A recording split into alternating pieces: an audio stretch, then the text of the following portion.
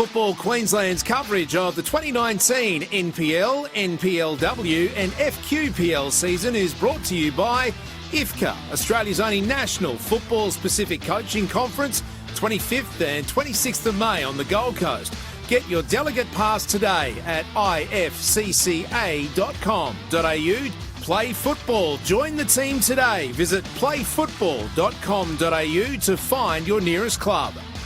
Football Foundation, making football more accessible for every income, every gender, every ability, every background, every Indigenous Queenslander. Donate today.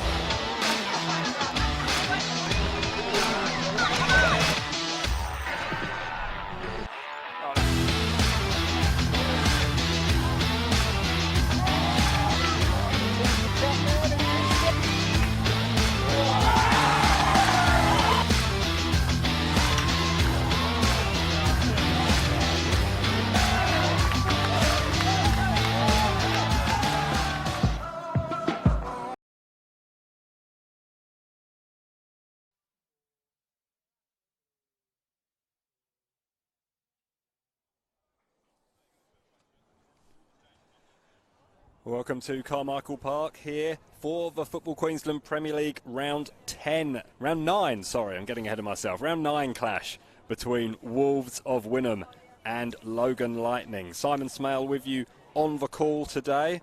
And alongside me is our Football Queensland Mini Roos Development Officer, Andy Allen. Andy, this should be an interesting clash. Two teams of slightly contrasting fortunes in the league so far, I think it's fair to say. But Logan, who are in second spot on the ladder at the moment, really going well, and it's really exciting to see how they're going to go today. Yeah, definitely, and thanks for the introduction. I'm happy to be here and excited for the game ahead as well. They both had fantastic games last week with 3-3 draws, both of them, and let's see how this one pans out. Will there be plenty of goals for us to call upon? Plenty of goals in this one, I'm sure. As you've said, 3-3 draws last week, Wolves against Rochdale and Logan Lightning, perhaps surprisingly against Ipswich Knights.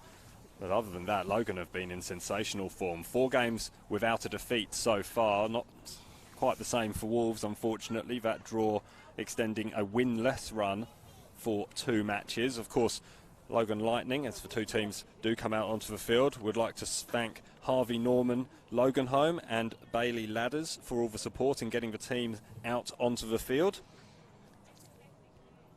And just a quick reminder as well that IFCA is coming. It's Australia's only national football-specific coaching conference on the 25th and 26th of May. 2 weeks today, Andy. So something very exciting happening on the Gold Coast. Make sure you get your delegate pass today at ifcca.com.au.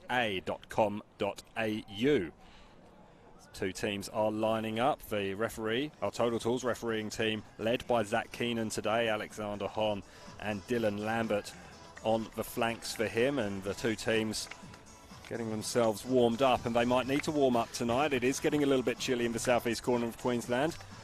We're going to be dropping almost towards 15 degrees, which is cold. It reminds me of back home, mate. I've got my big, thick jacket on, and this will be a cold one for the keepers, I imagine, unless there's plenty of shots that we hope for in an exciting game.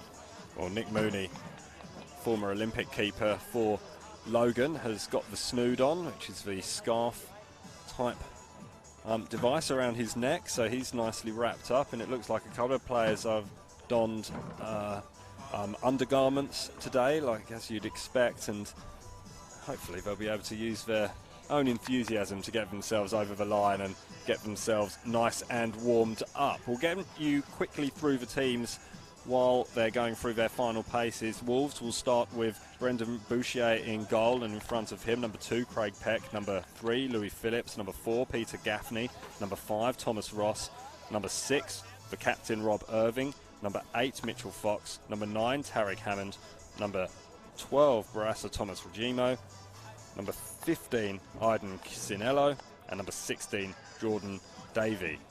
Logan Lightning side will be led in goal by Nick Mooney, and then in front of him, number 4, Ethan Smith, number 5, Jamie Vesey, number 7, Xander Guy, number 8, Scott Bowe, number 10, Lyndon Farr, number 13, Sam Langley, number 14, Jed Brown, number 16, Connor Simpson, number 17, Kazuma Kodiashi, and number 35, Hakeem Kissinger. Teams look like they are in position. We're in position on a rather wavy platform on the halfway line. It's a fantastic elevated position to bring you all the action from, but we're going to be standing as still as statues. The players have finally burst into motion, and it is Wolves who will get us underway, kicking from left to right in their yellow shirts. And it is Logan in the browny green. It's Wolves straight on the attack. It's come off the Wolves player, I think. It was Sinello who got the final touch. Sinello who scored twice for the under-20s last season against Logan in the 2 games he played. He's made the progression up into the Wolves first team for this season, making 7 appearances. The former Olympic junior has had a good season. Is yet to find the back of the net for the seniors. It's fantastic to see the juniors come through, isn't it? When they've played in the under-20s, they come through, and even if they've gone from the under-6s of the club and going up to sort of senior teams, it's fantastic to see that. It's rarer to happen now, isn't it, to come all the way through from the mini-roos, but when it does happen, it is a real delight, really, because you do see that the players have a connection with the club. You see that they really know what the club's values are and how to embrace that, and and pulling on the shirt of the senior team that you've probably watched and looked up to all your footballing career. It's a big moment, and we were speaking before to some of the Wolves backroom staff and saying how a number of the under-20s have stepped up into the senior team this year, and in doing so it's upset the under-20s apple cart somewhat. They were on the hand, they were given a frightful thrashing, to be honest, by Logan, and Logan moving the ball around brilliantly on the edge of the penalty area. Scott Bowe with the final touch.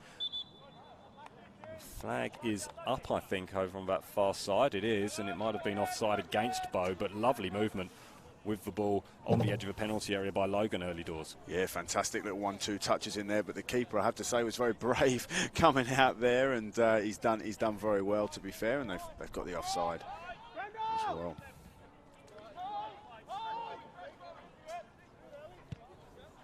Boucher does launch it forward now. It's over the head of Thomas Riemo.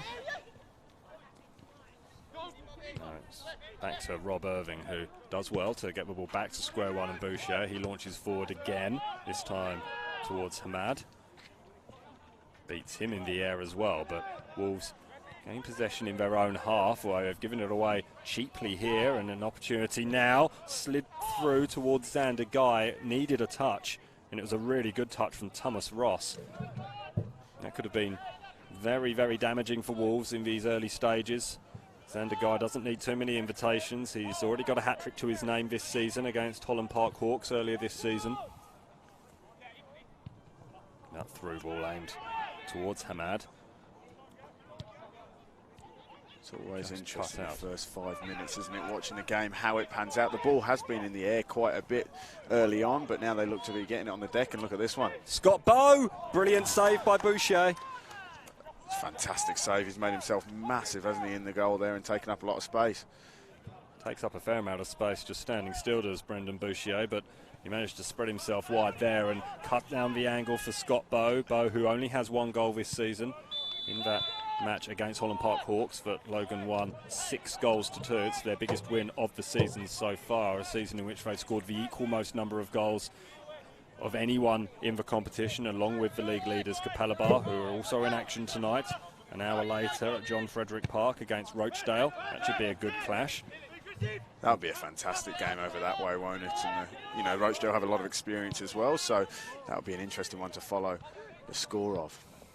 Really nice ball over the top there by Kodiashi, right from the back, cross field, just showing off his repertoire of passing early stages in this match, and get that opportunity to just spread the play like that. It just opens up all the more avenues going forward, and we've already seen in these opening stages just how potent this Logan attack can be. Definitely, they've already had a couple of key breaks into the box, and that's all you need, right, is a couple of chances, and you'd hope they'd be taking them as they warm up and find their feet in the game. Irving's crossfield ball not quite on target, unfortunately, for the hosts. It'll be Connor Simpson over on that far side who'll take the throw for Logan. Are in the flight path here of Brisbane Airport. You'll hear the planes just drifting overhead every so often. We're high enough to see the numbers on the bottom of these aircraft, it feels. That is if the platform would stay still enough for us to read. Wonder where they're heading off to, mate. It better be a good holiday destination. Maybe somewhere warmer than here. Craig Peck on the ball now. Tries to play the ball forward. That was out. Ethan Smith unable to keep it in, and it was spotted by the assistant on this near side. A good spot. It's always a hard one, isn't it, when the ball's going out? You know, is it going to be the whole ball or not? But the linesman, you know, has done well there. There does seem to be some sort of confusion, especially in matches I've seen recently, both at A-League level and even English Premier League level, where linesmen or assistant referees, apologies, don't seem to understand that it has to be the whole ball that goes over, and something that it must frustrate players, as once again Xander Guy is caught offside. It did look like he had been. It was a long ball played forward by Smith. Seems to be a lot of these switch plays happening throughout. Look, we've just seen another one there, and the target being Hamad for Wolves, and he's going to have to do plenty of work up front on his own, it looks like, and he's already coming in to close down Nick Mooney, who left Olympic in the off-season. And then Boucher flirts with the edge of his penalty area and delivering and collecting that ball. He delivers it wide to Peck. Peck cuts back inside but gets into trouble. He manages to take it past Bow, but Logan will attack nonetheless. It's taken off the feet of Brown by Xander Guy, and it'll be a corner for Logan in the end. It was neat football again going forward for Logan. They are really threatening every time they go forward, and Wolves just can't afford to keep giving the ball away so cheaply as they're going forward in transition. No, definitely not. I mean, that was interesting watching what happened there. You had number 8 for Logan, Scott Bow, get the ball, and Wolves players just swarmed into the box to stop any attack. Guy tried to sweep that one back in. He played it off his man though and will win a throw-in. Yeah, Scott Bow is a dangerous player, and he does attract a fair amount of attention from defenders and opposition players, but they can hurt you everywhere, Logan, particularly with Xander Guy in such good form. And Jed Brown is the leading goal scorer. Only failed to score in 2 games so far this season. An opportunity perhaps for Smith from distance. It wasn't far away at all. That's a great volley, that, isn't it? He's got great technique. Get over the ball and not. I'll tell you what, that was me. That would be over that net there. He's done well. I do wonder how many players see it as a challenge, the net behind the goal. We see it at a number of venues around the southeast corner and indeed further afield. Boucher asks a fair amount of Louis Phillips over on that far side. Player who scored on his last outing against Rochdale in that dramatic 3-3 draw.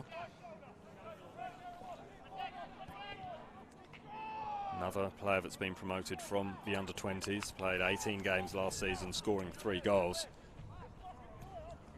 in the under-20s. Didn't make an appearance in the senior side, but has been ever present so far, all 8 matches. He's the most carded player on the field at the moment, with 3 so far this season. As Xander Guy appeals for a corner that he doesn't get, it'll be a goal kick to the Wolves, which will be taken by Boucher. It's interesting to see how Wolves are set up early on into the game. They've got a lot when they're in defence. They really do park it a little bit back there. They're setting up to defend almost, only leaving one person up front. They're looking for those switch balls, but they're just not pulling off. They need to be better than that if they are going to be playing those long balls, because there's been a few that have gone astray so far. That one in particular going out well onto the full and into the second field here at the Carmichael Park, the old Moreton Bay Sports Complex. Ball is played forward once again. Good defence over on that far side, and Logan are penalised for a foul, and might be a little bit of discomfort down there over on that far side. I think it's Peter Gaffney who's down. You see just his second appearance of the season. Did you see a lash out there? I saw a bit of a kick just after that, and that's why the assistant has walked on there. It seemed like he tried to retaliate a little bit there. So from from Gaffney towards Correct, towards yeah. Xander Guy. Interesting. Okay, I didn't catch that at first time, and he's just getting a talking to now is Peter Gaffney from our Total Tools official, Zach Keenan. Good spot, Andy Allen, alongside me, Simon Smell, on the call today for Football Queensland Premier League. Round 9 clash between Wynnum Wolves and Logan Lightning. 10 minutes gone in this one. It is still goalless. And neither side have had too many real clear-cut opportunities, but Logan have certainly come closest with that stunning volley from Ethan Smith.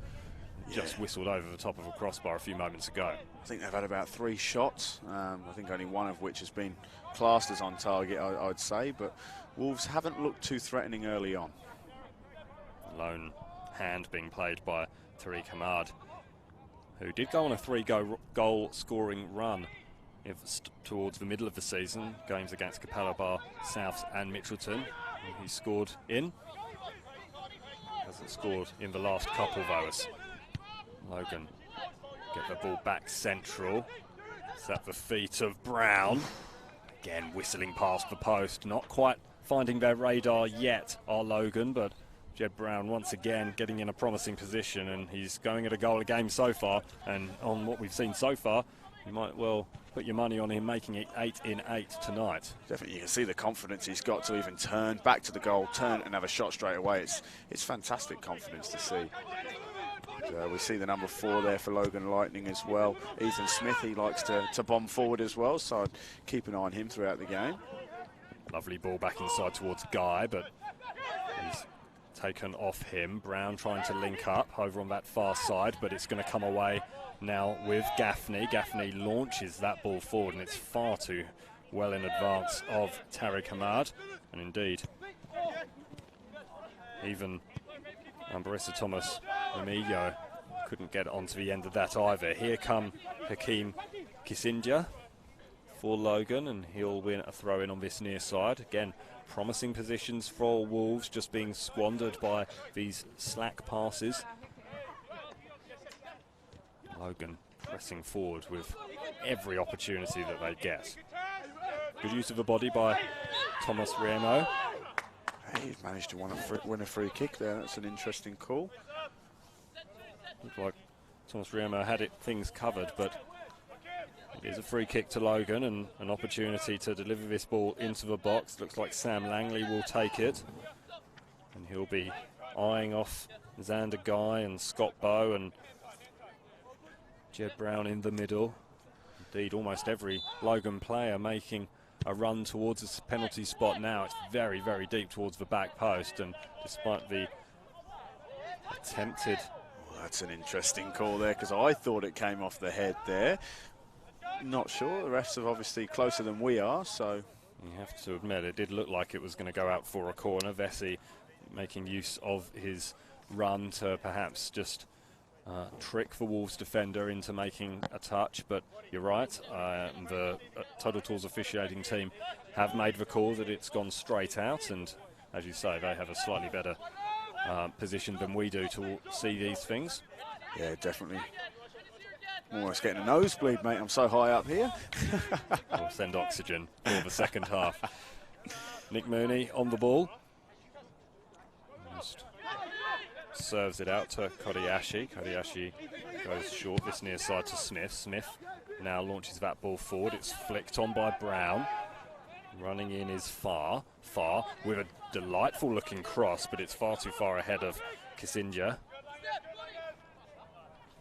And once again, Bouchier having plenty to do so far in this first half, first 13 and a half minutes of it. He launches the ball forward again, but it's just not picked up by a Wolves player, and it'll be a throw-in on this near side. It's disappointing from that perspective. Oh, what's happened here? Oh.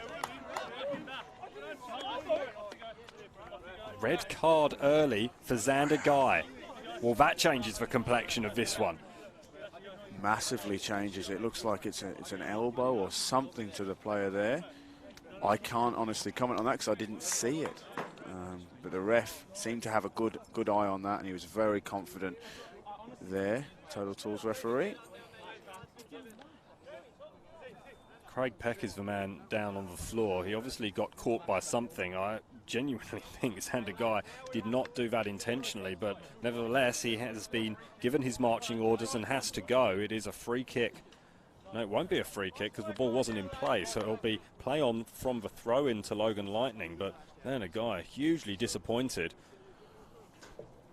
And as he might be, Wolves now really with a great opportunity here against the 10 men of Logan Lightning. It can go two ways, can't it, when you go down to 10? You either pick up a bit more, you pull together as a team and you play a lot better, or you become a little bit too worried with the attack. Zinja on the run, he's played the ball off to Bo. Bo getting caught up there with the masked defenders of the Wolves in the yellow shirts, and again Logan are going to have to come from the back. Here's Langley. Smith. Brilliant play there. Lovely first time inside to Brown. Brown is going to be caught out though, and again a loose pass forward for the Wolves.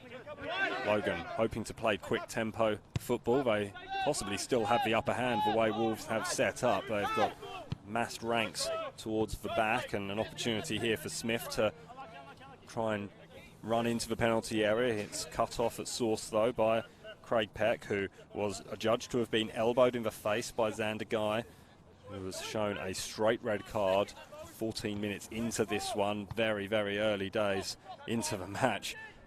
76 minutes Logan are going to have to play down a man.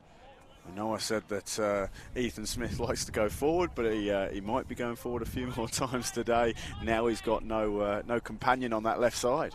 Nice touch from Bo. Bo swings it in. Waiting was Brown, but it never got to him. Logan are going to have another opportunity though. It's just a little bit scrappy though in the final third for the Lightning, and that time it is Hamad who has been adjudged to have fouled his man, and Logan will build from the back once more. Again, only one Wolves player in the attacking half of the field, and to say they have set up defensively, as they well might. Logan are the joint highest scorers in the competition. It's interesting. Ethan Smith pretty unhappy with that call. It's just interesting. I was just going to say that we've got the Logan boys have been sent out to warm up, so it's interesting if they're going to change the tactics. And now since that red card. This could be a vital turnover as Farr races towards goal. He has the run ahead of him. Really nice run. It's a really good tackle though. Brilliant tackle, that one. Kisinda was running in, and the tackle had to be timed right, and I think Rob Irving got it spot on there, because otherwise we might be talking about the opening goal for the team despite losing a man. And they have won a free kick on the edge of the penalty area now, and this is even closer. Yeah, this is testing time to a right footer. Can they bend it around that wall? These free kicks are always difficult as a goalkeeper, because you will think as a right footer to swing it in towards that back post. Does the keeper come? Does the keeper leave it? We will have runners coming in to try and head the ball across the goal again. And it all comes down to the execution and the delivery. Langley is standing over the ball, as is Scott Bowe. Langley is just Scott Bowe drifting away. Take it, is it? It will be Scott Bowe who is given the honours, and he chips this one in towards the back post. It's no danger to anyone though, over the head of the attackers and well wide of Brendan Bouchier's goal. A goal kick will come in favour of the home side. 0-0 after 18 minutes. Logan down to 10 men after the sending off of Xander Guy. Yeah, it was a bit overhit, that free kick, wasn't it, to say the least. Unfortunately, it was a good position, but couldn't make anything from it. When you have those opportunities, you really do need to take it. It's opportunities don't come around all the time in these matches, so it will be disappointing for Wolves, for Logan, apologies, that they're not able to make the most of it. But the way they're playing, you do get a sense that the opportunities will continue to come as Ethan Smith heads that ball back central. It's taken off the foot of Farr, and an opportunity now. Good pace being shown by Sinello, but it's back to Mooney, and Sinello did foul his opponent in making a late lunge, trying to get hold of the ball. Logan Lightning do have options, of course, on the bench, one of whom is indeed Royce Brownlee, player who scored just twice this season, the 39-year-old, but has such an incredible pedigree, playing with Moreton Bay United, a Premiership and Championship winner in 2015, with the Jets. He's also been with Logan last year and an extensive career before that with Strikers, Lions, Marconi Stallions, Parramatta Power. Free kick is given, and are we going to see a yellow card here? We are going to see a yellow card. And I think it's Peter Gaffney, and it's for the accumulated totting up of fouls, Zach Keenan says, pointing at various places around the field. Not quite sure that's where Peter Gaffney was when he was committing those fouls, but the illustration was clear from Zach Keenan. And once again, an opportunity for Logan to deliver the ball in. A little bit more difficult for the right footer now. It'll only be coming from ahead of the threat, you'd think. It's an awkward position, this one, isn't it? To get someone to get their head on it, so... It is actually awkward for Boucher, and he gets very, very lucky when the ball spins back into his grasp. That's why you need attackers following in. If that was the case, you would want someone on that, putting that in the back of the net. And you do wonder whether subconsciously Logan are perhaps holding back, knowing that they do have to play down a man for 75 minutes. It's a long time to play at any level of football, particularly here in the Football Queensland Premier League. It's a physical competition, and you know that these players are going to have to put a shift in if they're going to succeed, regardless of how many men there are on the field. And when there's only 10 and you only have 9 teammates alongside you, perhaps that is in the back of your mind. Oh, definitely, it's testing, and yeah, it's going to be tiring for him, to be honest. And hooked back in, headed back towards goal by Simpson. Logan do still have possession after it pinballs around a little bit. Langley pinballing himself around a little bit. No foul, says our Total Tools officiating team, and Logan will build once again from the back by Cody Ashley. Cody Ashley tries to thread that one through. It evades everyone though. Brown will give chase, and that one's coming in our direction. I thought that was going to join us for a second, mate. It's interesting to see it. It seems like to me that Logan just want that ball a little bit more. They're more on the front foot. They're getting in the 50-50s. They're winning them. So it'll be, obviously, like we said before, it's going to be hard to keep that up over the next 70 minutes or so. Another ball for Boucher to deal with. We should mention, of course, that Logan are doing incredibly well in this season's FFA Cup, and they were in the pot for the round 6 draw that took place at Football Queensland HQ on Wednesday, and they will travel down the Gold Coast to play Burleigh Heads, and then with the winner of Holland Park Hawks against Coomera Colts. So, actually, Logan looking in good form as they are. It's a pretty promising draw and a real opportunity for them to perhaps make the move into the national rounds for the first time in their history. Definitely, and that's the beauty of the Cup, right? They get the opportunities. If they do well, they can get an opportunity to go and play someone else in a different state, if not an A-League team, and that's what we saw with Lions last year. It's brilliant to see the opportunities that has come from it, and I know we often say the magic of the Cup, but anything can happen. Logan have already beaten a National Premier League's Queensland team on their way through to the 6th qualification round. They beat the Thunder away up on the range in Toowoomba, and it was in fact the Thunder who beat Wolves by 3-0 in the 4th qualification round. Logan beating Southport Warriors to get that opportunity against the Thunder by 7-3 down on the Gold Coast. So they've had success on the Gold Coast already this season in the Cup. We wish them and all the teams left in the competition the best of luck. Opportunity here for Logan. It's a disappointing cross in the end. It was hammered out by Rob Irving, who was in the right place at the right time, as a player of his experience would expect to be. It's interesting to see every single time they're getting that ball down the flank, we're seeing Wolves crowd in that box. So they know that Logan like to whip the crosses in, and they're very dangerous from that. So they're just packing in that box and making sure there's no Logan players free. It's very tactical. Gaffney was fouled on that occasion. It's a free kick to Wolves. They've played the ball on, though, quickly, and first real opportunity to get the ball into the box for the home side. Here's Peck again. Peck looking to go past his man. Does go past his man pretty well. Nice footwork on the edge of the penalty area. It might fall for Peck here. Peck's going to deliver across. Doesn't beat Kodayashi at the near post, though, and ball will come out now. Nice turn from Jed Brown. Has space to run into. Lovely skill from Jed Brown against Gaffney. Fortunately, the ball overruns, and It'll be Wolves who come on the attack now. Is the flag going to go up here against Hamad? It is, and it was very close, but I think it was the right call from the assistant of his near side. Yeah, definitely the right call there, and it's not the first time that he has been caught offside either, or looking like those runs. He needs to bend them a little bit, get in behind the defence. He looks like he's got the pace from what he's shown early doors, so just try and bend those runs and put those defenders offside. Just a reminder that IFCA is just 2 weeks away remaining. There are limited tickets remaining, apologies, so visit ifca.com.au, that's ifcca.com.au to secure your pass now. Wolves come on the attack again. They have grown into the match in the last few minutes, starting to use their one-man advantage. But it's been comfortably dealt with by the visitors so far, and they'll play the ball out now. Here's Farr, 50-50 ball with Hamad. Another solid challenge. Opportunity, though, for Thomas Ramio. Ramio crosses. There's nobody there, though, and it'll be comfortably gathered by Mooney. We are going to have a short delay, though, so a Logan player goes down. Didn't quite grab the number, but I think it might be Ethan Smith who's gone to deck. I think there was just a little bit of follow-through. It didn't mean anything. It's as he's kicked it that it wasn't a great cross, in honesty, but I think he just followed through and got that there.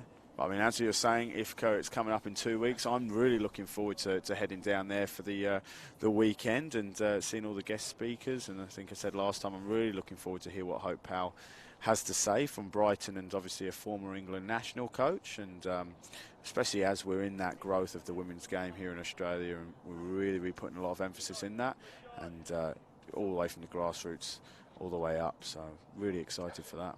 Women's World Cup coming up, of course, and Matilda's squad due to be announced next Tuesday, I heard. They've got a great crack at this one as well, haven't they, this year with the Women's World Cup? Well, I think Ante Milic summed it up when he said any one of 10 teams could win this competition, and the Matildas are one of them, and I think I agree. The growth of the women's game has been spectacular in recent weeks, and of course you can catch one match from the National Premier League's women's competition if you are into women's football. Get one match a week, live streamed. It'll be a combination of either myself, Darren Lutton, or one of our other commentators, and we'll be able to guide you through the hasn't it? It has. Well, I think all 3 Queensland competitions this season have been absolutely fantastic. The National Premier League's Queensland very tight at the top with the 4 teams going strong there. We can run you through some scores from those competitions as they stand at the moment. It's 3-1 Peninsula Power leading over Moreton Bay United up there at AJ Kelly Park. Brisbane City have just scored against South West Queensland Thunder up on the range. So they lead by a 1-0 with 15 minutes remaining. Western Pride against Brisbane Strikers and Magpies Crusaders against Brisbane Roar Youth yet to kick off in the Queensland Premier League. It's Holland Park who lead Southside Eagles at Perry Park. South United against Mitchelton, 1-1 there. Interesting scoreline that. Here, of course, at Carmichael Park, Wynnum Wolves and Logan Lightning locked at 0-0, although Logan are a man down after Xander Guy was sent off in the 15th minute for a stray elbow on Craig Peck. It's interesting going through those scores. The last time these two came up against each other was round 15 in 2018 season, and Logan came back from a 1-0 going down, 1-0 to Wolves, and they came back and won that one 2-1. So let's see what happens here. It should be a Logan ball. He's done very well there, the assistant. Again, the Total Tools assistant. Good spot, Kodayashi, with some good defence as well. He played the ball off Thomas Ramo. Yeah, as you mentioned, last time the 2 sides played here at Carmichael Park was back in round 2 last year. It finished 5-2 to Logan over Wolves. Oh, sloppy from the back. An opportunity here for Wolves. Mooney comes out and does brilliantly to deny Jordan Davey. It's a great really good opportunity, but a brilliant save from Nick Mooney. I tell you what, though, both goalkeepers have been making themselves look really big in that goal and taking it all up, haven't they? That was fantastic, and what an effort and an opportunity. Hammered clear by Logan, but they're still going to have some defending to do, you think. Here's Peck. He's had his pocket picked. by his opponent on that occasion. Scott Bowe in turn can't get rid of the ball and then fouls Peter Gaffney in the process. Play on, says Zach Keenan. Zach Keenan is going to have a little word with Scott Bowe. This is an awkward one. Really good save by Mooney. He was out of position as that ball drifted underneath his crossbar, but he did really, really well, and suddenly Logan turned defence into attack. But again, Brendan Boucher right on the edge of his penalty area to deny Hakeem Kisindia. What a save, just going back to that. That was fantastic. Really showing his experience there with obviously playing with Olympic last year. Oh, an awkward back pass there for Boucher to deal with. He had to be on his toes, and it was a good job he was. Otherwise, that would have been a colossal mistake. One of the most interesting own goals I think we'd have seen in the competition. Certainly this season. That would have been a tad embarrassing if that one went in, wouldn't it? So, a collision in the middle there between Fox and I think Bowe. It's not Bowe, it is Sam Langley, and Sam Langley might have talked himself into a booking here. He has. I'm not quite sure whether Zach Keenan was going to dip into his pocket on that occasion, but he decided to after some vehement protests by Langley. It was a fair solid collision between both he and Mitchell Fox. Fox, who scores goals against Southside Eagles and Holland Park so far this season. There's another player promoted from the under-20s, which he played a number of times last season. It's a poor free kick. An opportunity perhaps for Bowe, who is certainly collected, and he's feeling the effects of that. No free kick, and again, Zach Keenan getting plenty of advice from those in green. Far. It's fallen for Logan. That's another strong challenge. Lyndon Farr on the edge of the penalty area. Tempers are fraying here in this one. You don't want to be giving free kicks away. That was a silly challenge to make, and I think maybe it was a hint of frustration from the earlier tackle that he was still limping around for. There seems to be a lot of afters, isn't there, at the minute through these tackles. Just trying to see the number of the player who was booked on that occasion. I think it might have been Louis Phillips. I think it might have been as well. I'm not. But he, it's not Mother's Day until tomorrow, Zach Keenan, but he's delivered certainly plenty of cards already this evening. You've had that one in your back pocket, haven't you, Simon, there, mate? Just remembered I need to buy one myself. Yeah, likewise. Sam Langley standing over this one. Is this the opportunity from which we break the deadlock here at Carmichael Park? Langley tests Boucher, and at the second attempt Boucher gathers and he'll look to turn defence into attack. It's a long ball forward. I do have a feeling that Hamad may have been offside. It doesn't matter because play has continued with Davey. Ball is hooked in towards the middle, towards Davey. Oh, it's a good touch there by Sinello. But it's coming away with Lyndon Farr for Logan Lightning. It was cut out brilliantly by Gaffney though, with the ball en route to Kasinja. Once again, Logan will look to build from the back and from a set play over on the far side, but there is a Logan player down. It has got physical over the last few minutes, and you wonder how much of that is for frustration building. We've seen a few yellow cards being dished out, indeed one red one to Xander Guy. If you've just joined us, 14 minutes in, he was shown a straight red card for an elbow on Craig Peck. It did look inadvertent from Xander Guy as he was trying to jostle for position with Peck just in front of us here, but he was very upset that he was sent from the field, as you'd expect. He did look like it was a complete accident. Scott Bowe is who is just limping off now. I think that was from previous tackle still, and it's come back. I think you're right, because Scott Bowe is actually leaving the field, and he's being replaced by Royce Brownlee, who's seen enough, the 39-year-old, and he's come on to take matters into his own hands. Brings a lot of experience with him, like you were saying before as well, so be interesting to see how Wolves deal with it, as they seem to have a bit of a younger squad here. So might fall for Brownlee. Instead it's going to be his strike partner Lyndon Farr. Farr going up against Ross. Ross is going to get support. Ross almost squeezes his way through, but it's still there for Logan with Connor Simpson. Wolves are going to break away. Langley goes down. Play on, says our Total Tools official, letting a couple of things go now. That's a poor cross. Nick Mooney easily gathering in the Logan goal, and that was a bit of sleight of hand from Nick Mooney to do the reverse pass. We're likely to see that sort of thing at Magic Round as we see some real magic from Jed Brown in the centre circle. Now wide to Lyndon Farr. Ball aimed in towards Brown. Doesn't get to him though. Logan may still have an opportunity, but now it's a 1-on-3. An audacious effort. It's always off target. Nice effort though from Tariq Hamad. He saw that Nick Mooney was off his line. It's something that he does a lot and has done a lot over the course of his career. I wonder if someone's let him know that as well. And he turned straight away, looked and went for that shot. Unfortunately, just off target, wasn't it? Well, Rob Irving was at Olympic the same time as Nick Mooney. Here come Wolves, looking to go back though to Irving. Ball played in towards Hamad. Hamad does retain possession. Now wide to Thomas Remillo. Poor cross from Thomas Remillo. It's not the first time we've said that in this first 36 minutes or so of this match.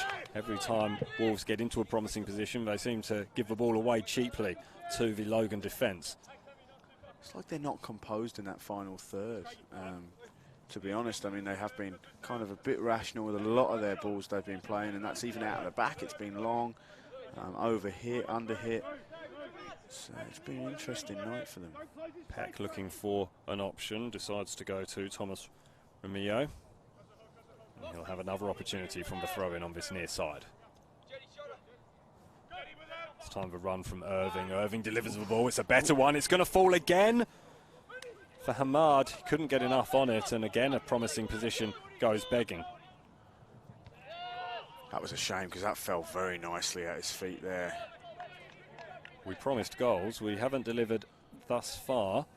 37 minutes gone in this match. It's Wolves 0, 10-man Logan 0. Royce Brownlee, having seen enough, has brought himself on in the first half. Perhaps due to an injury to Scott Bowe, who had a couple of heavy collisions and then went down terminally in this match, at least. Wasn't quite that serious, but it was terminally full stop. But Logan will look to break now. A little bit of pressure on Langley. He gets the ball out towards Ethan Smith. Smith has space to work with. Goes cross-field. It's a poor ball, though. It's gone back into the same pocket it was before. Kodayashi. Oh, he gives the ball away, and that's sloppy from Ethan Smith. We might see another card here. I think that's a hint of frustration from the previous ball he's tried to play, and yeah, he's done a follow-through there again. It's getting a little bit scrappy with the tackles. Ugly-looking challenge, but the symbol pretty clear from Zach Keenan. No more. I'm surprised he's allowed that to go, considering we've already seen 3 yellow cards and 1 red in this first half, but that was his prerogative. Perhaps trying to not let things get away from him. And so we keep as many players on the field as possible. Gaffney's going to deliver his first time. It's a good sprawling save by Nick Mooney. Tell you what, I was just about to say, I wonder if he's noticed the keeper's position there. He's expecting the cross to come through, and he's left that goal very, very exposed. Great pick out from Peter Gaffney there. It's a good save from Mooney. His shot stopping is second to none, and we saw that in all those years at Olympic, and indeed earlier on in his career at Far North Queensland. So the ball is swept in. Is that Royce Brownlee at the near post? It is, doing his defensive duties. Long way from where he wants to be, though, but fortunately for him, Hakeem Kinja is upfield, and he wins a throw-in in a very promising position, and Royce Brownlee has been afforded the time to get back up into the opposition penalty area, or at least on the edge of it. Ball is aimed towards Jed Brown. Jed Brown has his pocket picked by a good tackle from Fox. hammered upfield though, and now Tariq Hamad has an option wide in Thomas Remillo. Good defence by Vesey. Really good defence from the Logan captain. It's brilliant pace as well, wasn't it? I tell you what, quick off the mark. I thought he was never getting to that. He's done very, very well. Good pace for a centre-back at least. Managed to race across and then win the foul off Peter Gaffney. As you said, it has been scrappy, and Peter Gaffney has already been yellow carded for an accumulation of fouls. It's a 50-50 ball. Lovely little touch there by Sam Langley. It's also been booked, and Sam Langley wins a free kick here. He takes a deep breath and counts to 10 before reacting to Sam Langley. Again, plenty of advice forthcoming towards our Total Tools referee as we approach the final 5 minutes before the half-time break. Just wonder if the reason being Peter Gaffney didn't come out to that one was maybe because he already had that yellow and he just wanted to make sure he stayed on the pitch. Langley will deliver.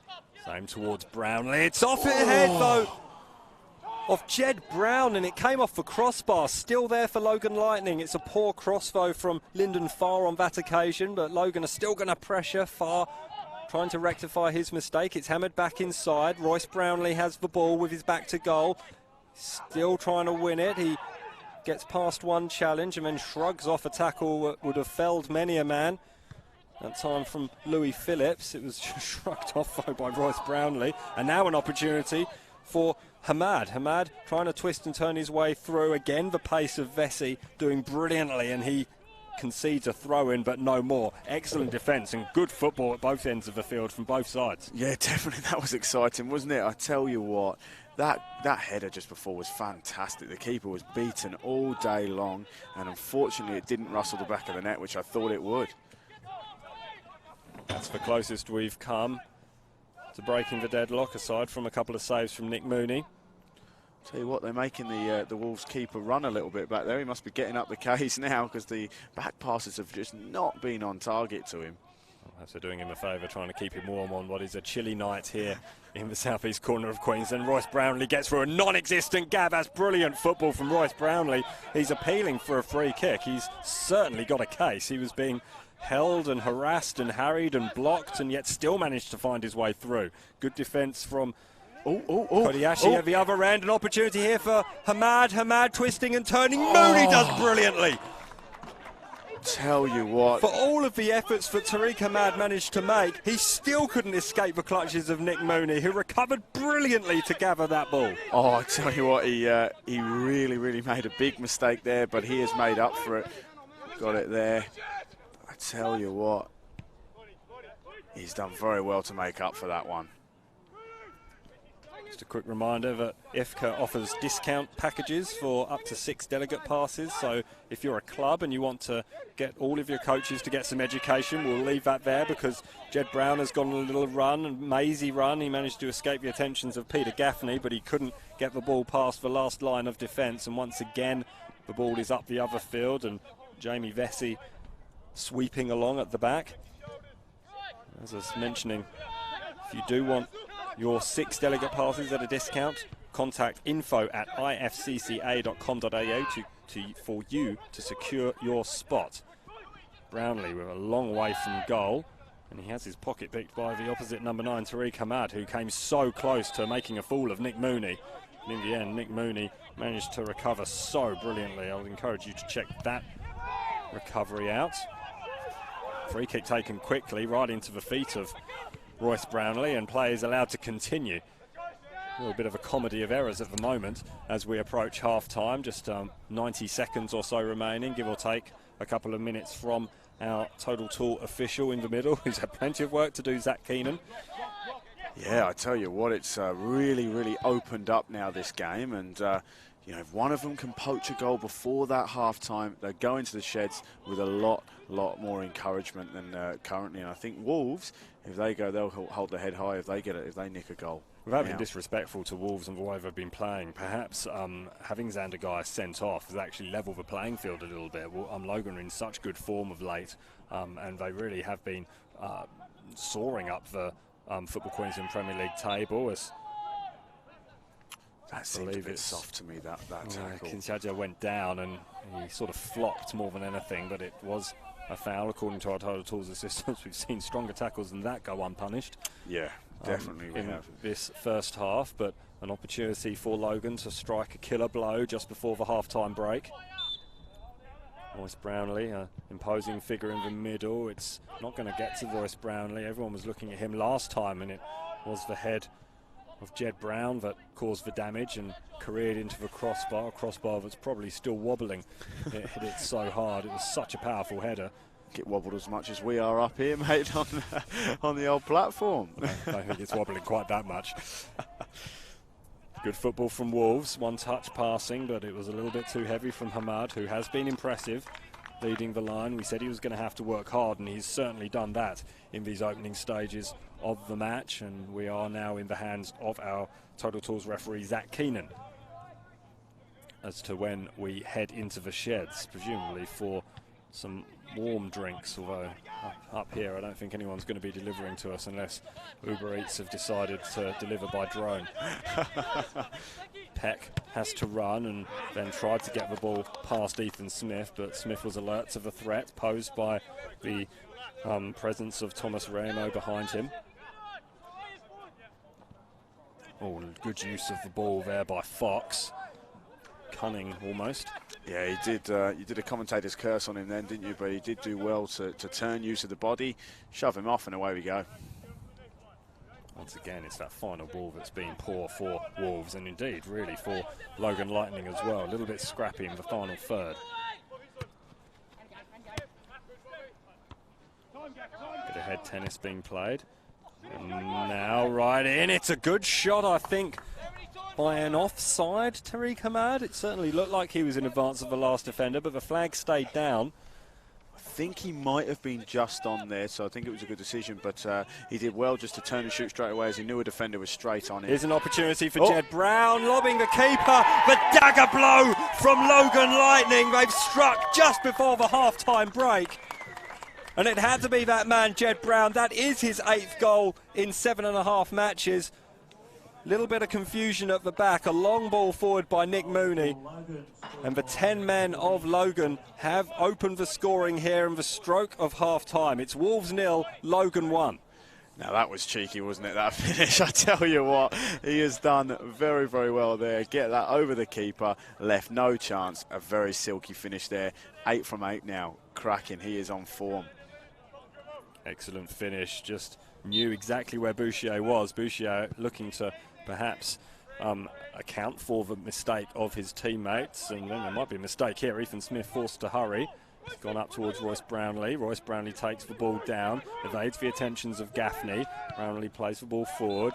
Logan just looking to keep possession, and they will keep possession up until the half-time break. That's a dagger blow for Wolves, who've performed brilliantly in the opening stages, and Royce Brownlee, perhaps he substituted himself on so he could have a conversation with our Total Tools referee Zach Keenan as to why he showed Xander Guy a red card in the 14th minute, a straight red card at that. And I think that is what they're talking about. There was certainly a look at there being an elbow being shown, and actually Zach Keenan has stepped away quite dramatically there. I don't think Royce Brownlee was threatening physical violence, at least you'd certainly hope not. I'm not sure if he was just reenacting what had happened, or I'm not sure, but it seems like they've got a good relationship and understanding there, and you always like to see the referee able just to talk and make sure that it calms the situation down a little bit. But what a first half that was, very interesting and exciting with some of the tackles that went on, and a brilliant late goal there. Absolutely, a real fine finish from Jed Brown. It's his 8th goal of the season in the Football Queensland Premier League. We'll just give you a couple of updates from around the grounds. It is almost full-time in both our fixtures in the National Premier League's Queensland. You can watch those games live if you're not enjoying the South East England commentary here, provided by myself and Andy Allen.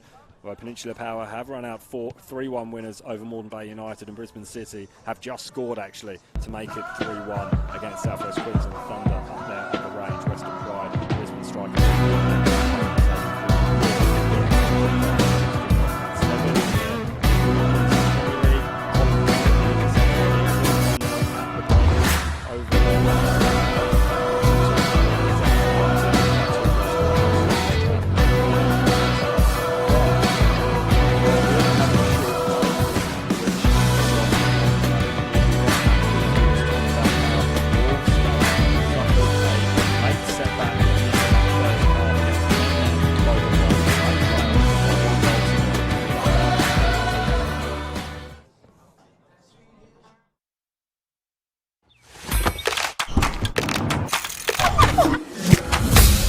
Why do I play football?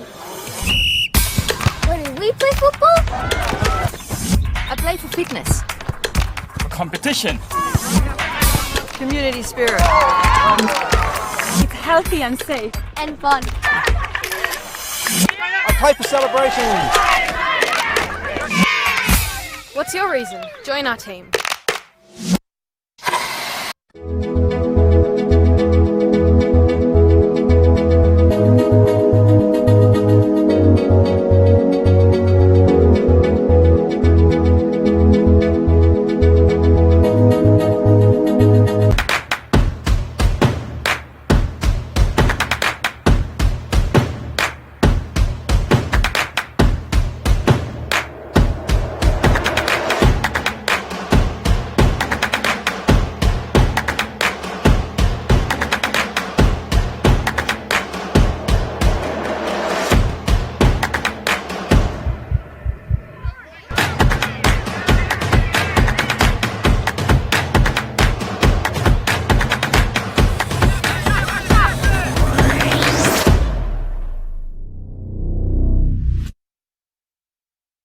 We swear a lot at Total Tools. We swear by our range. We swear by our service. And of course, we swear by our prices. So you'll know that you're buying at the best price every day. Total Tools. Every tool, every trade.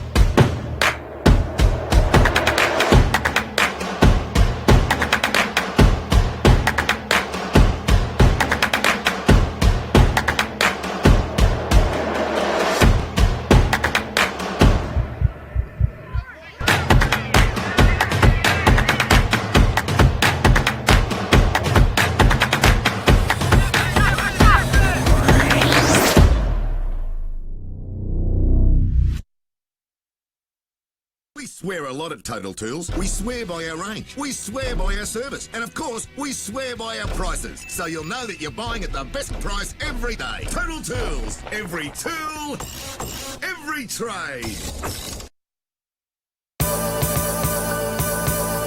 Take off!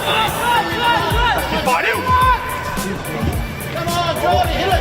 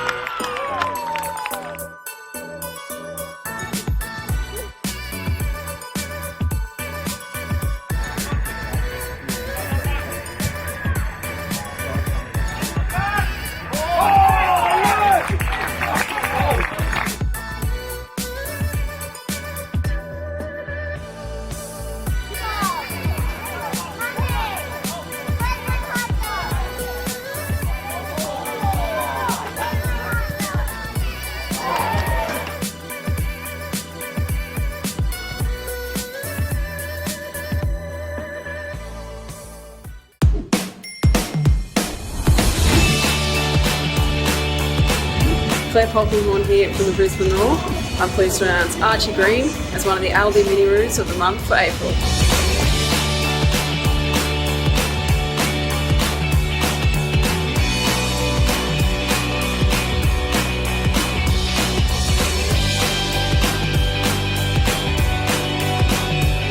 I'm pleased to announce Mia Afoa as one of the Aldi Mini Roos for the month of April.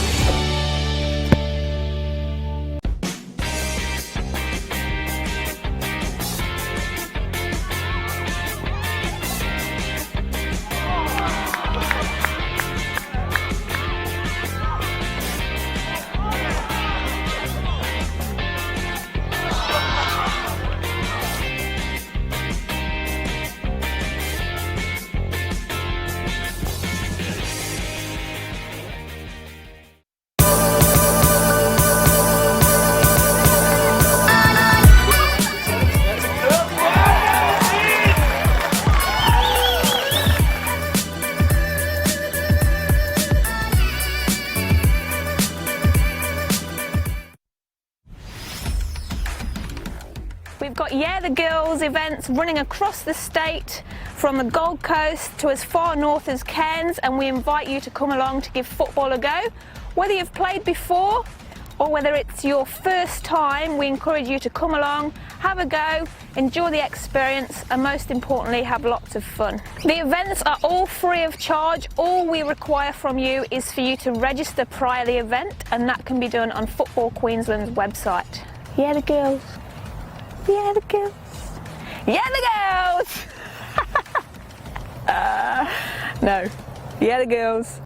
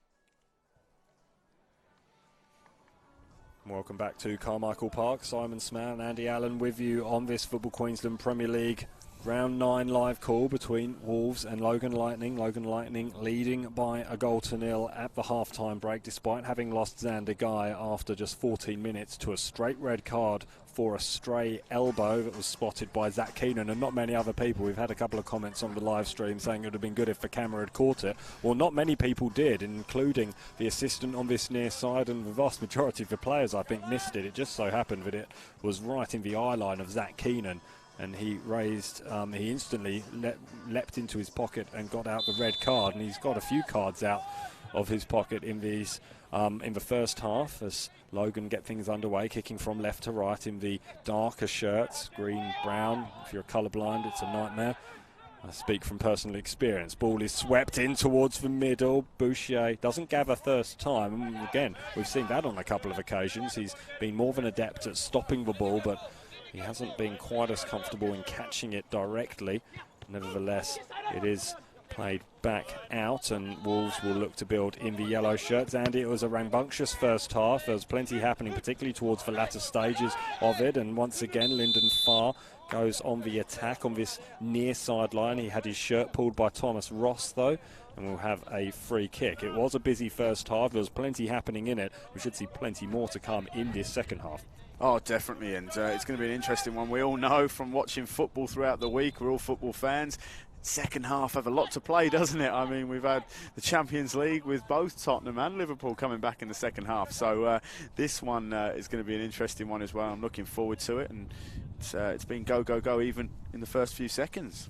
Kazuma Kodayashi is just feeling at his calf there, and that's not going to be overly good news for Logan Lightning. They've had to do a lot of work at the back, the Logan Lightning defence, since going down to 10 men, although the bulk of that work, it has to be said, particularly running, has been taken up by Jamie Vesey, who's haired across the field on a couple of occasions, but it does look like Kodayashi is moving better now. He's going to have to be on his guard, though. Ethan Smith just shepherding that ball out over on the far side. Craig Peck is the man bombing forward.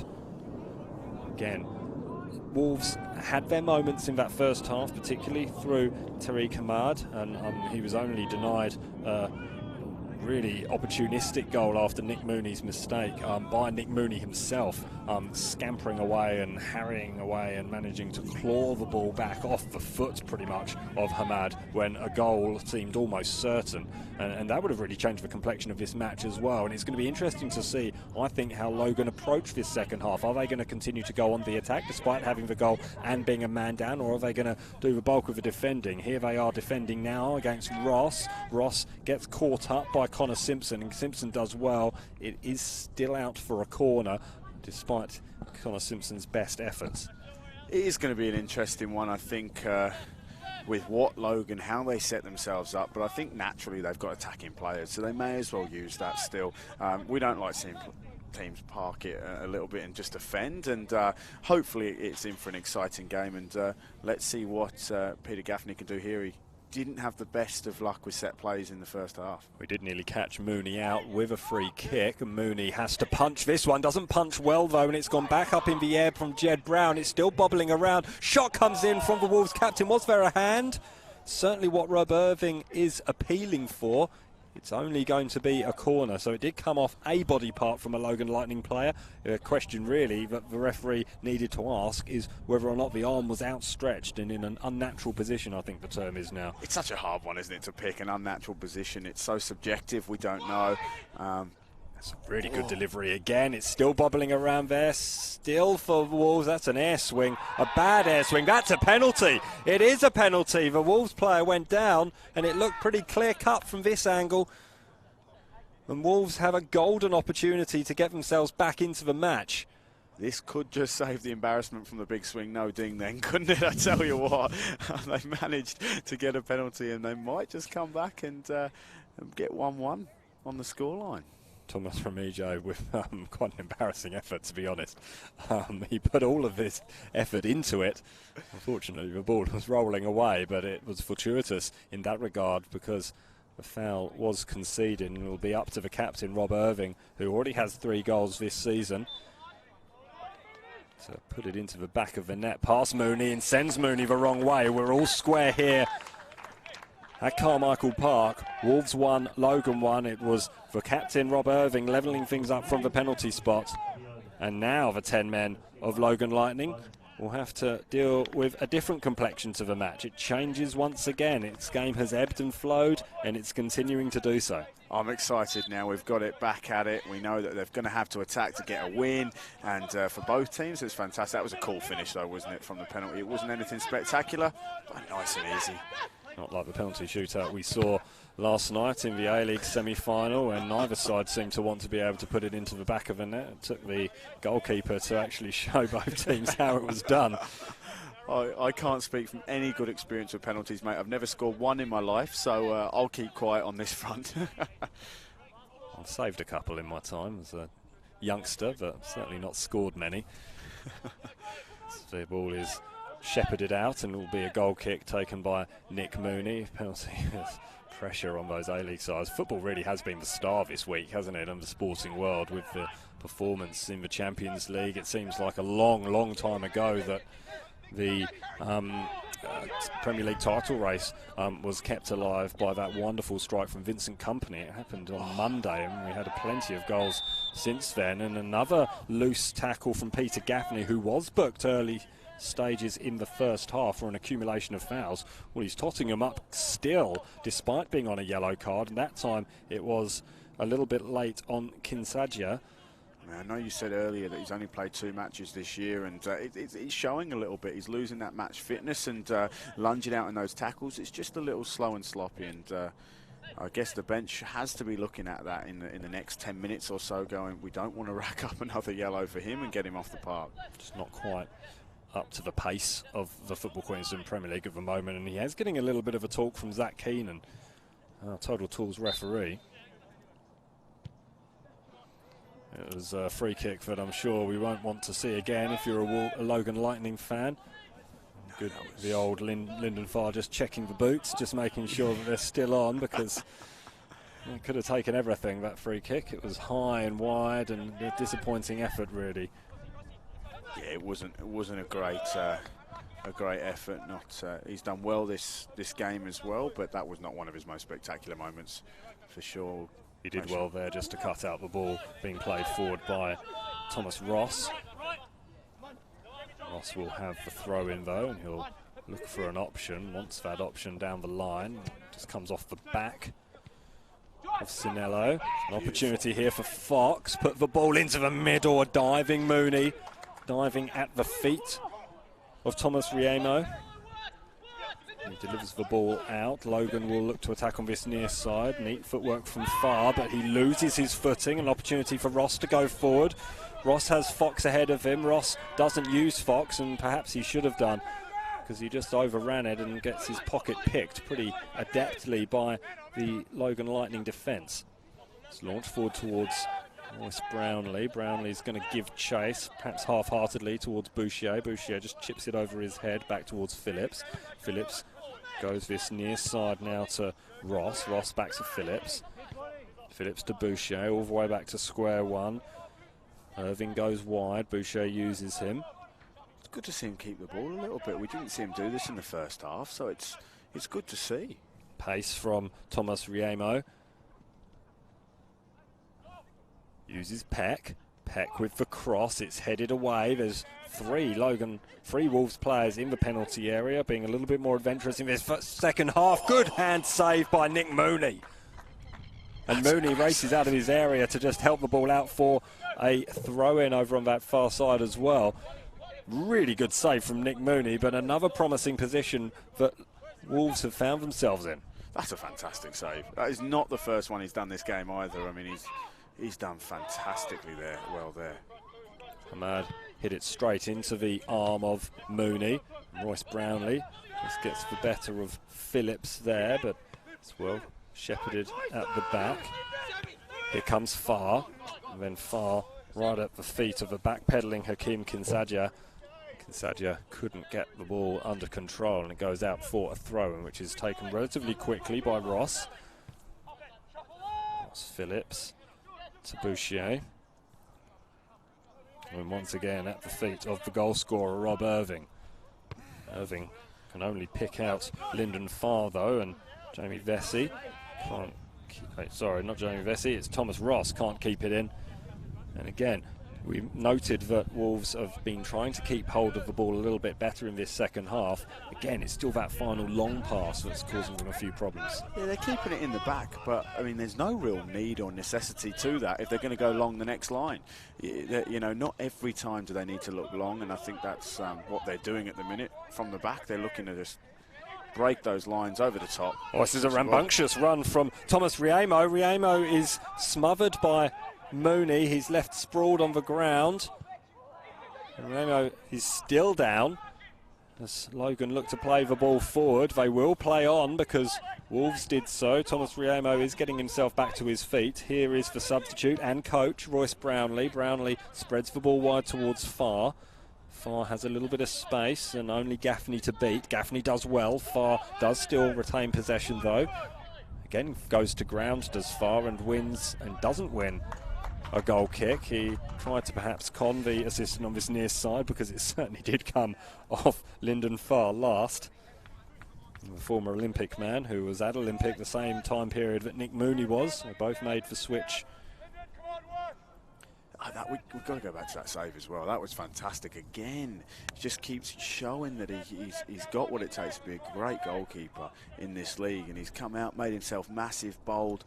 Two occasions this half has been really pivotal part for them still being in the game. It's poor from Boucher, straight out into the grandstand on this near side for aluminium four-step grandstand that is sparsely populated on a cold night. This ball is thrown in over the top, and it was one for Kinsadia to chase after, but he couldn't get onto the end of it, and it will be a goal kick, and Boucher will hope to improve his distribution on this occasion. It seems like he's had one too many wheat bix this morning, doesn't it? He's over-kicking a lot of those passes. You would think that he was the away team to this, because they're playing on a pitch they play week in, week out, and you would expect you to know how wide the pitch is and what distance you need to put on behind the ball. There's a short pass in the end to Peck, and Peck is linking up well over on that far side, but Logan do come away with it. Here's Langley. He's forced back. You go all the way back to Nick Mooney, will the Lightning. Mooney, it's a arrowed ball. It's cut out, though, by Davey. Davey's going to play the ball in. Lovely football from Wolves. It's offside. The flag's up. It won't be a goal. Tariq Hamad once again caught offside, and you do wonder whether if Thomas Riemo had just taken it upon himself, we wouldn't be in this situation that the offside was called, because it was Tariq Hamad who was the man who was penalised. It's another heavy collision over on that far side, this time between Craig Peck and Sam Langley. Again, it's getting a little bit scrappy, and it's really opened up in the latter stages of the first half, and here it's continued in the second half. Oh, it definitely has, and I tell you what, the assistant referee, Total Tools assistant there, has done a great job, because it was offside, and he should have just, like you said, taken the shot himself instead of playing it through unselfishly. Reminds me of the old Louis Nani with Cristiano Ronaldo back in the day when he, for Portugal, nipped it on the line and it was called offside, ironically. Good finish, though, it has to be said, from Hamad, getting over the top of Mooney. Yeah, it was a great finish. Here's Brownlee on the edge of the area. He's so dangerous in these situations. Brownlee across the face of goal. How he managed to get that angle on it, I do not know, but Boucher was equal to it. Wonderful save from the Wolves keeper, but that's the threat that Royce Brownlee has. He's so dangerous on the edge of the area. Yeah, that was a great save again. I mean, both keepers are putting on a show for us tonight, which is brilliant. It's only 1-1, but it's an exciting game, and they're keeping their teams in it, to be honest. Did you know that coaches receive 60 continual professional development points for attending IFCA? Enhance the knowledge of your coaches by booking them a place at IFCA at ifca.com.au. As this ball is swept in, it's almost turned in at the back post to his own net by Louis Phillips. It's behind for a corner, this ball. That could have been a little bit embarrassing, but just an awkward one, landing right at his feet from the long free kick. Yeah, I don't think he expected it to be quite like that, but yeah, it's an interesting one. I think Winning Wolves are actually sending their coaches to IFCA as well, which is fantastic. So they've done that discount for the 6 delegate passes. So if any clubs are listening now, really recommend jumping on that one. So in order to access that, you need to contact info@ifcca.com.au. Make sure you mention that you want to get the 6 delegate pass discount for your entire club, and the team at IFCA will sort you out. A wonderful learning opportunity for coaches in the southeast corner of Queensland. A fantastic event to be hosting on the Gold Coast. And it's not just an event which is about elite coaches or anything like that as well. It's really community focused as well. So if you're a community club, community coach, recommend jumping on it. Hamad almost with an opportunity, being played in once again by Thomas Riemo. He was onside this time but couldn't get past the defence that time as well at the other end. Boris Brownlee unable to get onto the end of the ball. Brownlee in an offside position, coming back, left that one well alone. Fair few crunching challenges going on in the midfield as well. It's chipped in, it's headed away brilliantly by the Wolves defence, and now through Mitchell Fox. They'll look to build the men in yellow, and here comes Thomas Riemo. Here we go, what can he do from here? Can he have a bit of magic? Lovely, it's a side netting. It's come off a Logan Lightning player, I think, because the corner has been given by our assistant over on that far side. We are going to see a substitution as well. Joel Morrison is coming into the fray. He's scored 9 goals in 8 games for the under-20s, has Morrison, this season. Only the 2 appearances in the senior team so far, and it's Tariq Hamad, who has been impressive but unable to find the back of the net despite his best efforts, and when he did so, it was offside. He was caught offside a few times throughout the game as well, so... Much taller body. Morrison, he leaps for the header there, and it evades everybody, much to the surprise, I think, of us up here in the commentary booth, because there's some tall timber in that box, and it wasn't far off from being met by one of the heads of either a shirt with a yellow hue or a green one. Neat football there from Logan Lightning. Here's Lyndon Farr. Lyndon Farr with a long-range shot. It's gathered at full stretch by Boucher to avoid the corner because it took a couple of deflections on the way through. And after 61, nearly 62 minutes here at Carmichael Park, it is still Wolves 1, Logan Lightning 1. It's been really exciting. That's gone really quick, that time on the clock. It feels like it's only just started. Ambitious call for a penalty by Jed Brown, who was backing in furiously to his opponent and then flopped rather dramatically. Offside surely, the call against Morrison. He was well in advance of the final man and still couldn't beat Nick Mooney, who's been imperious, only beaten by the penalty and the offside strike from Tariq Hamad. Yeah, he's showing really good experience, isn't he? The number 1, or well, he's wearing number 6 for some strange reason. He was listed wearing number 22. There's been a couple of number changes in Logan Lightning, perhaps a kit supply issue. In a promising position here. Hopefully the ball into the middle is better. It's not. Peter Gaffney takes the ball away. This is better from Morrison. Times his run a lot better, but it's well dealt with by Jamie Vesey. He's been good today. Vesey at the back, sweeping up everything that Wolves have launched forward. But a real threat, Joel Morrison looks, as I've already mentioned, scoring more than a goal a game in the under-20s. He actually scored 5 goals in the 2018 season for Wolves, including 4 in 1 match against Holland Park. So he certainly knows how to find the back of the net and has been in sensational form for the underage side this year. Whether he can convert that into a senior team performance will be yet to be seen. Like we said earlier, it's fantastic to see them giving a shot, right? Give them a go. They're young, they might just have that little bit of something. Thomas Romeo, it's straight into the palms of Mooney. That's never going to beat the keeper, that one. He was hoping for a deflection, I think, or at least Mooney to parry, but Mooney's got hands like sticky tape. Everything seems to stick to them, even when it seems impossible to do so. Seems like he's put magnets to him and the ball today, mate. Everything's just going towards him and he's getting in the way of everything. Vesey covers that through ball aimed towards Morrison. And that's a little bit slack from Mooney, and it took backtracking Kodayashi to come back and claim that ball, and that's an ambitious effort. Jed Brown going for a piggyback on the defender. He ambitiously tried to win a penalty against Louis Phillips a few moments ago. That was an ambitious attempt at getting a bit of a lift. Good link up from Morrison with his back to goal. Plays the ball back towards Sinello. The ball's into the middle. Need to be careful here to Logan. Ball's played back to Davey. Davey tries to chip that ball over the top. It's still there for Thomas Remejo. Back to Peck. Logan's defence is swarming, and they manage to get back and play the ball upfield towards Brownlee, but it's picked off. It's going to be delivered long, and far too long at the back on that occasion.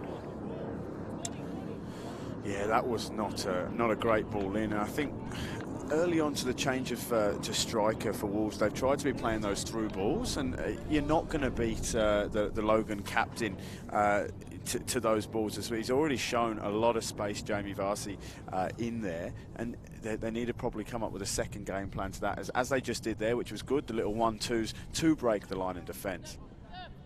Team's trying to play the ball short from the back before going long.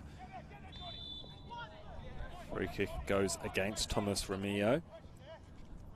Not quite sure what for, but once again the assistant has a much better view of it than we do. Kazuma Kodayashi will take it quickly, goes back to Mooney and gets the ball back himself, back inside now to Vesey. Vessey's going to be closed down quickly by Morrison, and he had to rush his pass, but it's fallen for Simpson anyway.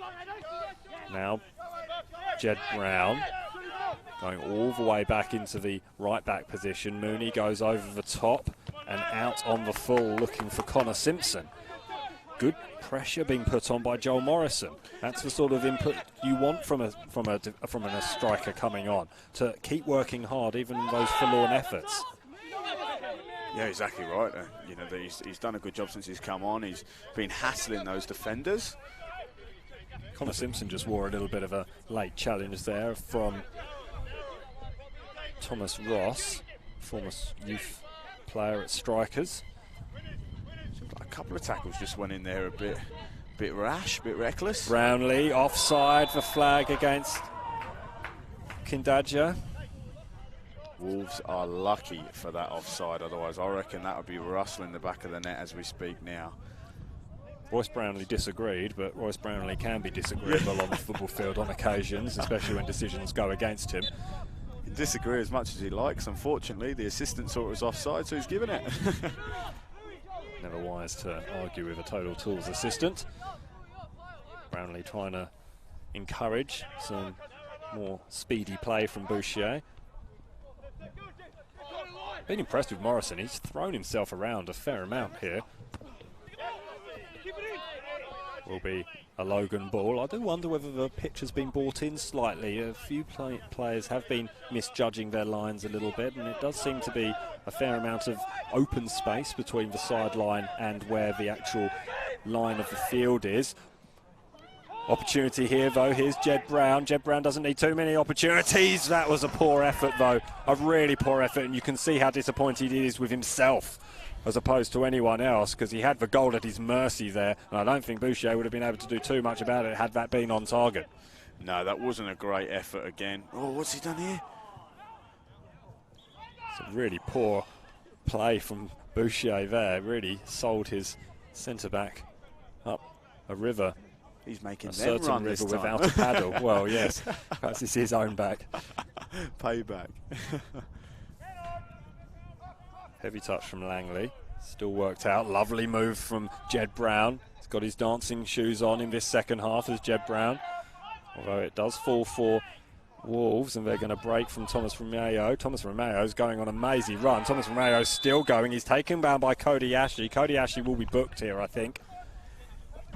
You would think he would be, but I'm not sure. That was a bit of a late tackle there from last week's Team of the Week centre defender from Logan Lightning. There will be no card. Interesting. Just trying to keep. I think it is his first tackle, in fairness, just trying to keep the game under control. He's done a good job, the Total Tools referee, as well, I think.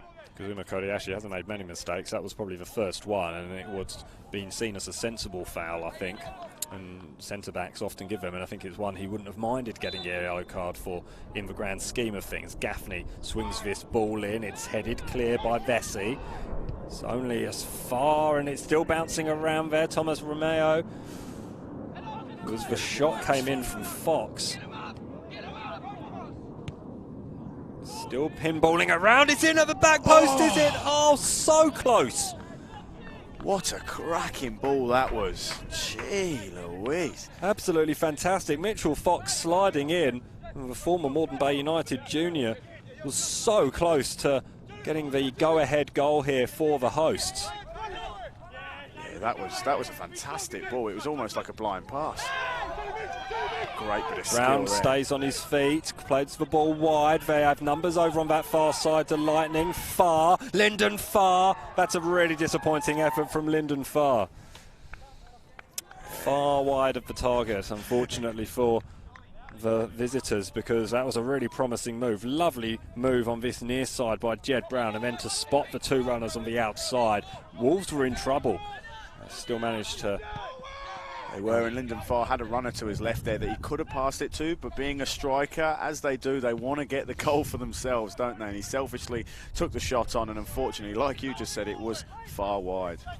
Only scored one goal this season. Doesn't look like he's getting all that much closer to breaking that duck here at Carmichael Park. 70 minutes gone. It's Wolves 1, Logan Lightning 1. A goal either side of half-time. The first coming to 10-man Logan Lightning, who had Xander Guy sent off in the 14th minute, we should remember. It doesn't look like they're a man down based on the way they're playing. It does seem to be fairly even as Mooney comes out and just puts that one onto the roof. Just. He's very good at reading the game back there, isn't he, Mooney? The wind picks up here. You can hear it in the sound effects mic and on our own individual microphone. Is it? The wobbling seems to have ceased, though, so whether somebody's stabilised down below or we've just become adept at standing still will be yet to be seen. Royce Brownlee now on the edge of the penalty area. Sliding challenge came in. Was there a handball? There was a handball against Craig Peck, I think. I'm not sure he knew too much about it, but then it comes into whether or not the hand was in an unnatural position, blah, blah, blah. We've heard it all before, and it was a disappointing result for Wolves, and they're going to have to be on their game here. I do wonder whether Royce Brownlee wants to take this upon himself. He substituted himself on early in place of Scott Bowe, who looked to have picked up an injury, and made his way very slowly round and back into the changing rooms down to our right. Let's hope this free kick's a bit better than the last one. I do think Royce Brownlee's going to go for goal here and just hope that some of his players can clear up the scraps. It's straight into the three-man wall. It's back to Brownlee, though. Brownlee twists and turns and gets an opportunity to deliver a cross in. It's a really good tackle, though, over on that far side. And it will be a throw-in.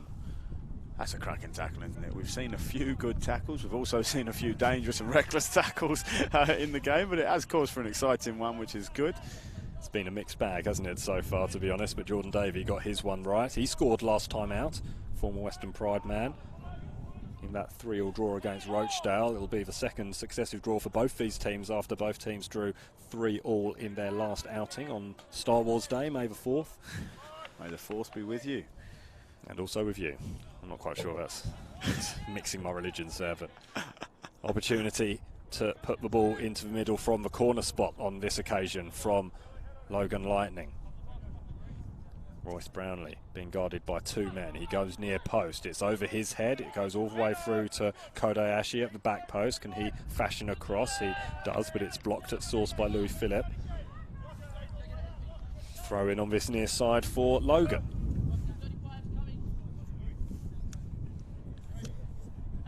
Just under 17 minutes remaining. I tell you what, this half has gone super duper quick, hasn't it? It's unbelievable. Good long throw by Simpson. It's pinballing around. Brownlee is pulled back then, was he? Certainly looked like he was pulled back. It's a corner. Brownlee has his arms outstretched, protesting as to why he wasn't down. Now he goes on his knees. I'm not quite sure whether the increased desperation in what we're seeing will impress Zach Keenan, but I think Royce Brownlee had a point because he was certainly pulled back there. He maybe did, but I think he needs to practice his drama skills in reenacting that one.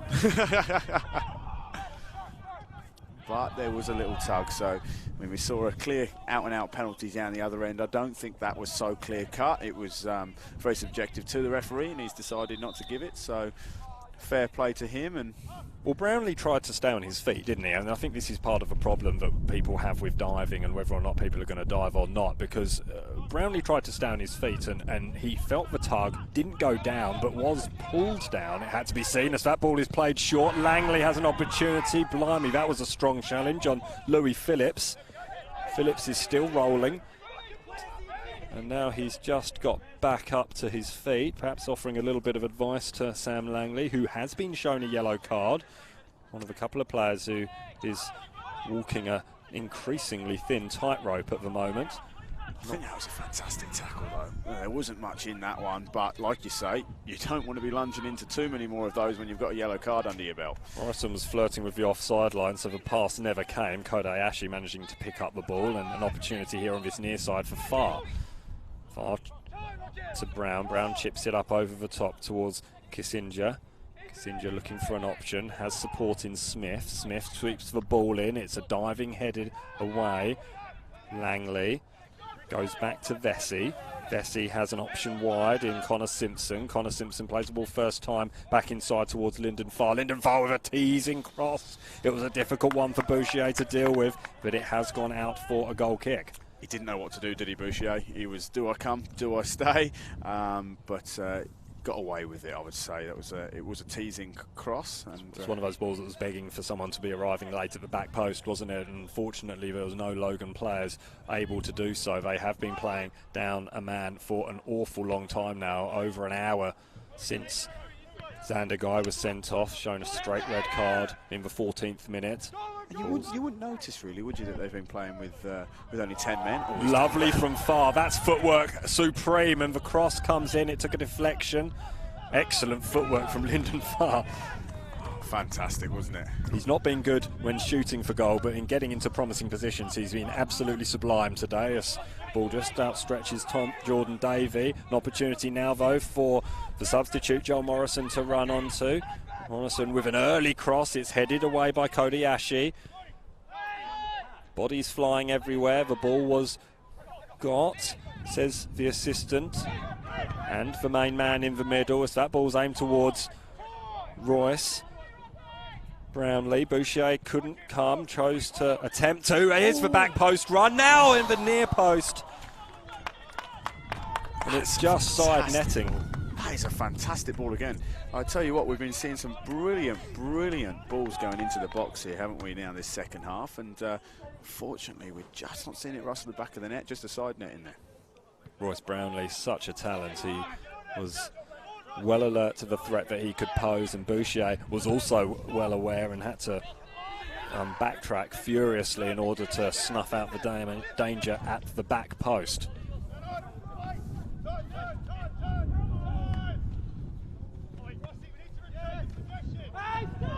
It's interesting. This game is really heating up now, and like we know from, again, speaking about in the week with the results, it goes to the last minute every single game these days. It was interesting as well in the week. I was just reading, this is the first Champions League final which is not going to have Lionel Messi or Cristiano Ronaldo featuring in over 6 years, which is a massive thing, isn't it? Good stat that. Here's Lyndon Farr. Ball inside. Just had to check, did Jed Brown. Kodayashi with the long ball up towards Royce Brownlee. Royce Brownlee's going to make a nuisance of himself here, but he was well covered by Louis Phillips. We'll just bring you a couple of scores from around the grounds at Perry Park. Southside Eagles now trail Holland Park Hawks by 2-0. Just 12 minutes remaining there. Souths United and Mitchelton are locked at 2-2. South's getting a goal back there, and then Rochdale are leading Capella Bar early at John Frederick Park by 2-0 with half an hour gone. Hakeem Kinsaja has had a good shift. He has been withdrawn Royce Brownlee making the instructions via his assistant Ryan Fett.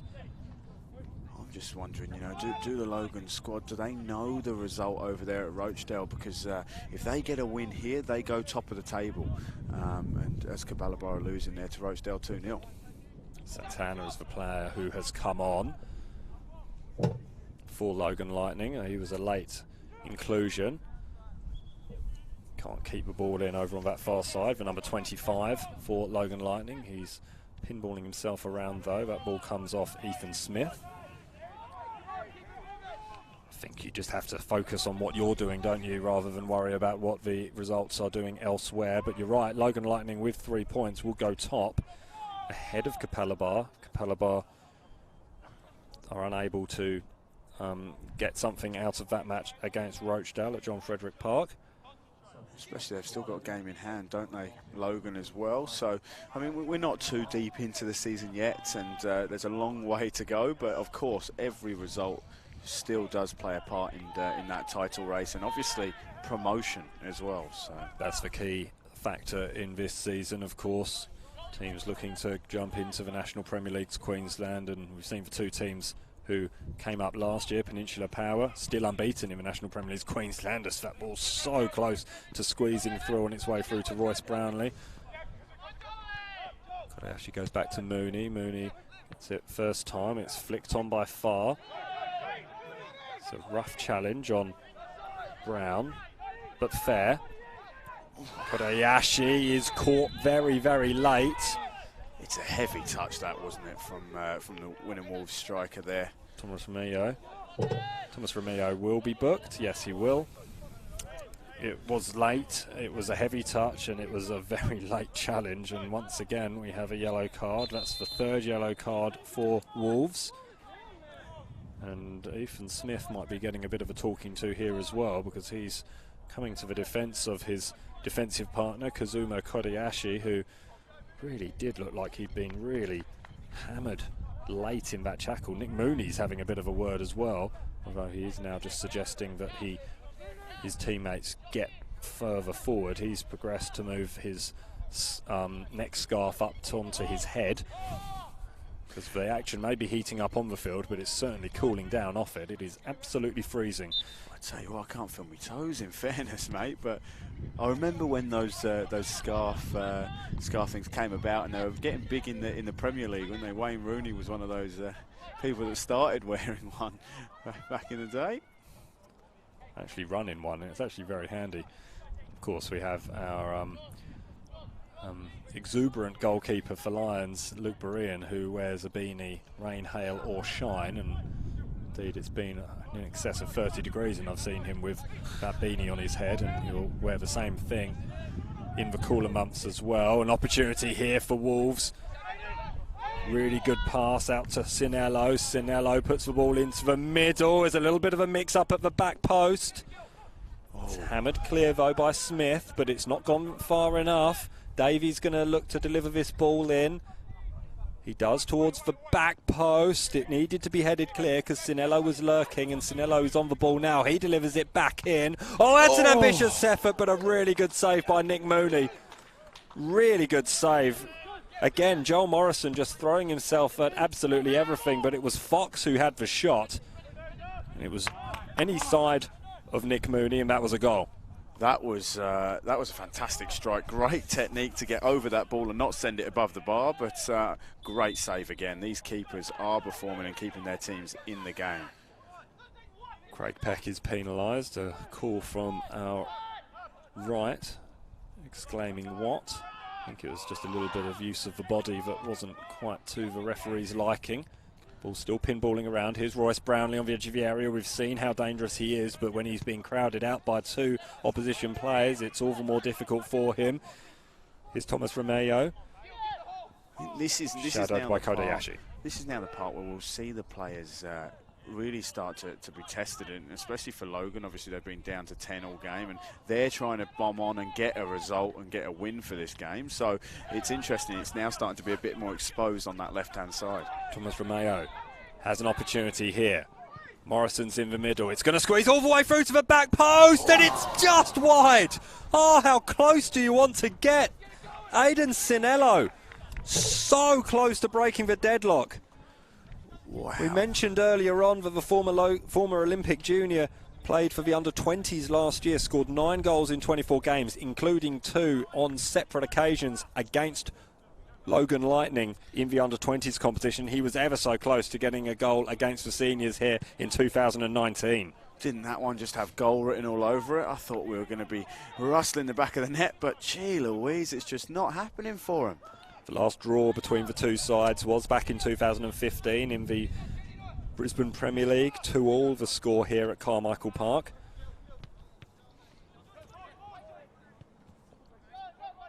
Thomas Romeo does well once again over on that far side. You're right, they do have the overlap on that far side, and the advantage is starting to tell. Right through the middle, and it's again! This goal is leading an incredibly charmed life.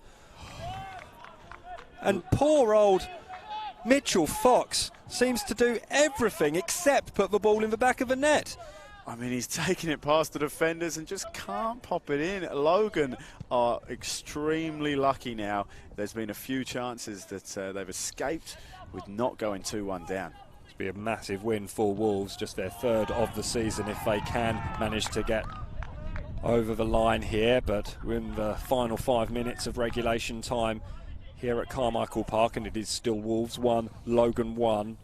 Goal scorers Rob Irving from the penalty spot for Wolves. He equalised after Jed Brown put the ball in the back of the net very, very late in the first half. Logan have been down to 10 men since the 14th minute when Xander Guy, a player I was actually looking forward to watching, speaking to his father earlier about that. He's been in fine form in the Football Queensland Premier League so far this season, but we only saw 14 minutes, and it did look like an accident, but it was still reckless, and I think that's what the referee saw. And the elbow, it happened right in front of our Total Tools assistant, Andy Allen. Zach Keenan, you're Andy Allen. Yeah, happened in front of you as well. I've become a ref now. Mooney comes and punches. Do you think that's an interesting one? He's punched with 2 hands. Why not catch it? Why not catch it? You're punching with 2 hands. Can you take that in? It's one I've never really understood. Cold day, perhaps he doesn't quite jerk himself as Boucher had to wait for a long, long time there. Lyndon Farr was bearing down on him, and he must have heard the thundering footsteps and just begged this ball to land into his lap, which it did, belatedly.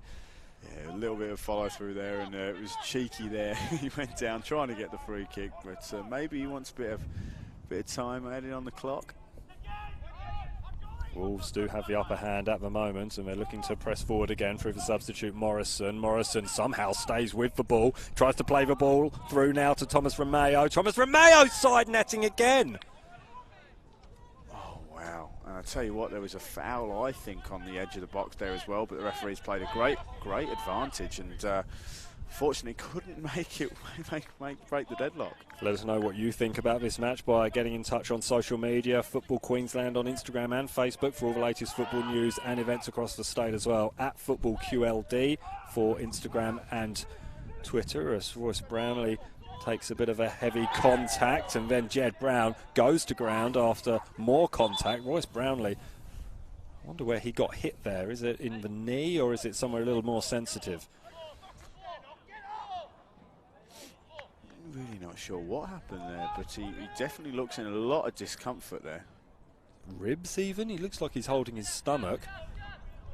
But this is a free kick in such a promising position. I would have said that Royce Brownlee would have really fancied himself here, but he's still doubled over in pain just in the backfield.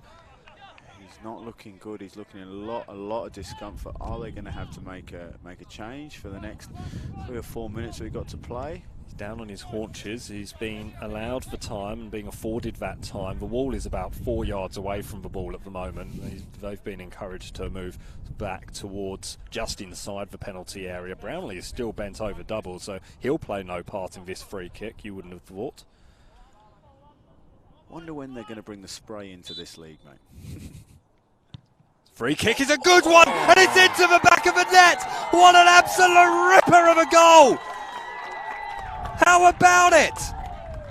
Sam Langley gets the plaudits. That is a thunderbolt, and what a way to win it if that is the goal that wins this game. A fantastic effort. Logan lead 2-1.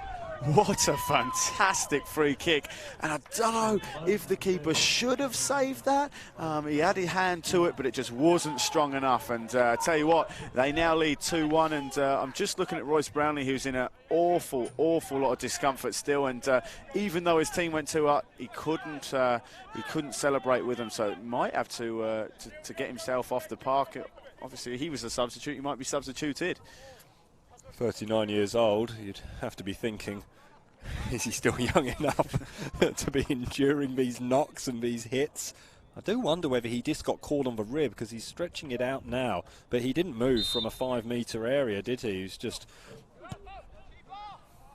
So that long shot is chested down by Nick Mooney. We've seen a couple of those. Peter Gaffney just trying to catch Mooney out again, but Mooney was well alert to that threat this time. We saw a late goal. Saw a late goal in the first half, a late goal in the second. No real time for Wolves to respond. Ball almost squeezes through towards Jed Brown. Brownlee is not able to move any way at all as tempers begin to fray again. There's a little bit of afters coming in from Peter Gaffney. It's getting exciting now, isn't it? It is getting exciting. We're in additional time. Royce Brownlee just can't move. He's in all sorts of trouble, and every single Wolves player is forward, bar 2 in the centre circle. That ball's aimed towards the middle. It's pinballing around. It's hammered clear by Kodayashi. Headed back in. It's flicked on. Nice little touch from Morrison. Morrison making a nuisance of himself, but too much of a nuisance, and doing so illegally according to the official in the middle. And Zach Keenan gives a free kick, a relieving free kick for Logan. They just have only a few short moments to hang on, you would have thought. This is just a prime example, isn't it, of take your chances and you wouldn't be in this situation. They could be 3-1 up before, couldn't they? They could have been 2-1 up, 4-1. They had the chances there to be able to be in the lead by a long way, and unfortunately weren't critical in front of the goal, and that's now led to them being 2-1 down by a fantastic free kick. Magnificent win it will be for Logan Lightning, their 5th of the season. They've lost just the one, that coming against Mitchelton, as Royce Brownlee does take himself off, and he has made very slow progress over towards that far side of the field. Ball is launched forward long. It's caught on the full by Boucher. Good chest mark from him. The substitute was Lewis Gibbon, who's come on. He scored on debut last week against Ipswich Knights. You could put this game to bed if he has the same impact here, although I doubt he will be afforded that opportunity. There is not that much time left, and I think Logan are going to be doing more defending than attacking in these closing stages. Is it time just to get the ball in the box now? Get people in, get numbers. Who knows what their tactics are going to be for the last couple of minutes. Very scrappy over on that far side. It results in a Logan Lightning throw-in.